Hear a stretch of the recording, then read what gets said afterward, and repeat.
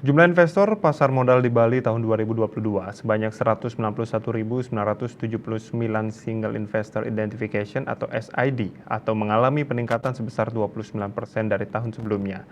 Jumlah investor saham sebanyak 94.751 SID atau meningkat 25% dari tahun sebelumnya.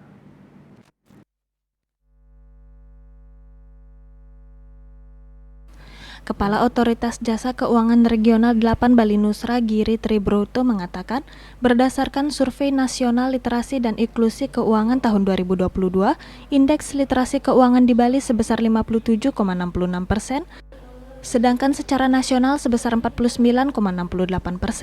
Sementara indeks inklusi keuangan di Bali sebesar 92,21%, sedangkan secara nasional sebesar 85,10%.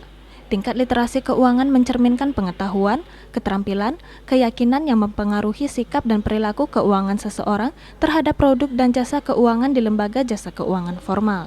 Sementara tingkat inklusi keuangan mencerminkan ketersediaan akses bagi masyarakat untuk memanfaatkan produk dan layanan jasa keuangan di lembaga jasa keuangan formal.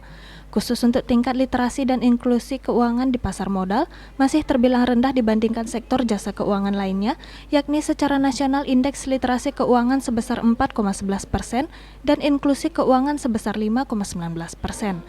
Direktur Utama BEI Iman Rahman mengatakan, jumlah investor dalam negeri di pasar modal Indonesia tumbuh secara signifikan selama 2022.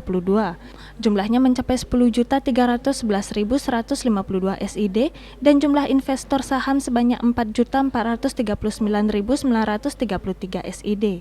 Meningkatnya investor pasar modal tersebut tentu tidak hanya didorong oleh kegiatan sosialisasi dan edukasi pasar modal yang dilakukan secara masif, tetapi juga karena adanya kemudahan dalam membuka rekening efek yang dapat dilakukan secara online.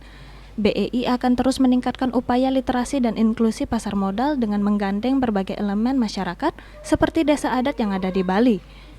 Dengan peningkatan literasi masyarakat diharapkan dapat meningkatkan pemahaman mengenai investasi, khususnya di Bali agar tidak ada lagi masyarakat yang terjerumus ke dalam investasi ilegal atau bodong dan modus-modus penipuan.